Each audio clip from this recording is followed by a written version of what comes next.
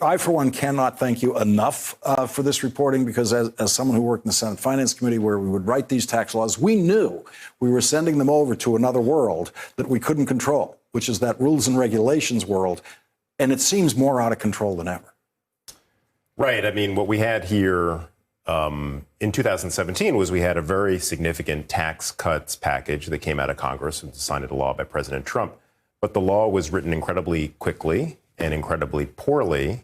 And so from there, it has to go to the Treasury to write a series of regulations to help administer the new law. And what happened as part of this law is it was a combination of more than $5 trillion in tax cuts and $4 trillion in new taxes. And the most significant new taxes on companies was about $250 billion on multinationals that were supposed to help dissuade them from pushing profits into tax havens overseas. And what happened is, as soon as that bill was signed into law, several dozen of these companies realized that this was not something they were eager to do. A lot of them were not expecting it, in part because the law was done so quickly. There were no hearings on this. It all took place over 7 weeks.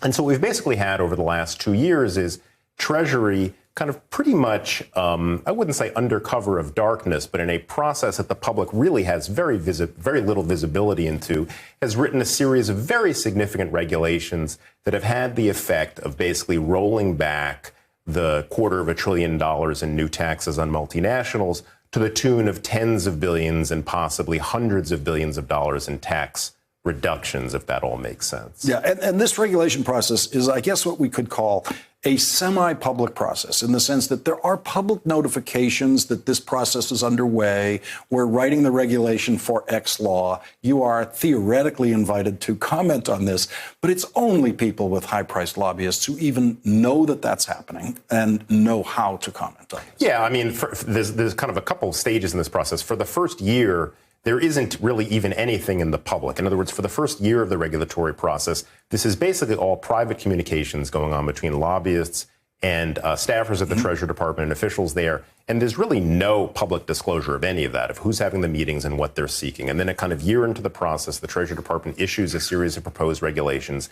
And at that point, it becomes public. And then there are dozens, if not hundreds, of comment letters that become public about this. But, you know, those are things that are really understood. I mean, if you look at some of the letters, I mean, they're literally, you know, written almost in Esperanto. I mean, these are things only understood by literally a few hundred tax attorneys in America. And so now we've got is, after a very, very complicated 2-year process, we are now seeing how these new taxes are shaking out. And part of the issue here is that because the law was so poorly written, Treasury Department had an incredible amount of latitude or decided that it should exercise a lot of latitude to try to make a law that didn't make a lot of sense in places make some sense. And in doing so, they're really only hearing from one side. You know, there's no one out there lobbying the Treasury Department to make the taxes more stringent. 99.99% of their meetings are with representatives for companies that are seeking the taxes to be cut. And each company makes the case that, oh, you don't understand how my company works. Yes, that might be okay for some other kind of company, but this particular company, if you tax us this way, it will crush us this way. And each are making that argument all the time. Yeah, or that the intention of Congress was not to tax these types of transactions. These types of transactions aren't meant to avoid or dodge taxes. These are transactions we have to do in the course of our regular business. They have nothing to do with dodging taxes.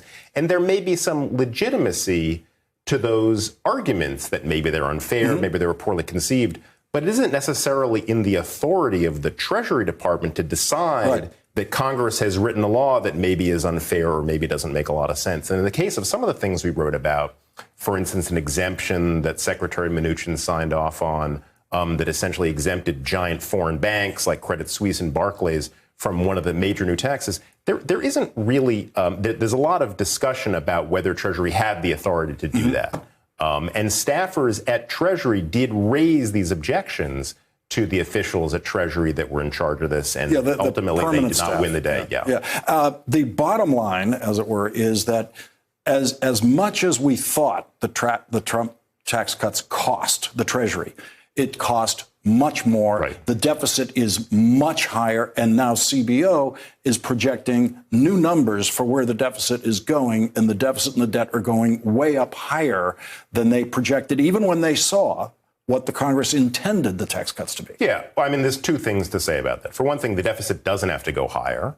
The alternative is the government can just cut spending. They can continue to cut spending at the EPA and at OSHA and the Department of Education and NASA and take your pick. They can cut spending, and then you don't have to worry about the deficit getting higher.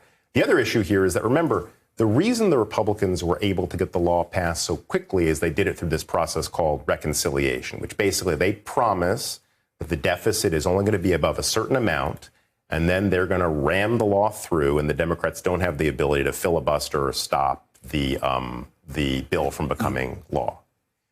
But what has happened is that number, the number they essentially promised, is really no longer a real number, because the Treasury, through the regulatory process, has effectively added hundreds of billions of dollars potentially to that deficit. Yeah, and as your article so masterfully points out, if they had used what has become the real number, they couldn't have used reconciliation. They would have needed 60 votes. The bill never would have passed. Jesse Drucker, this is invaluable work. Thank you very much for doing it and joining us tonight. Really appreciate it. Thanks for checking out our YouTube channel. Subscribe by clicking on the button below for more from The Last Word and the rest of MSNBC.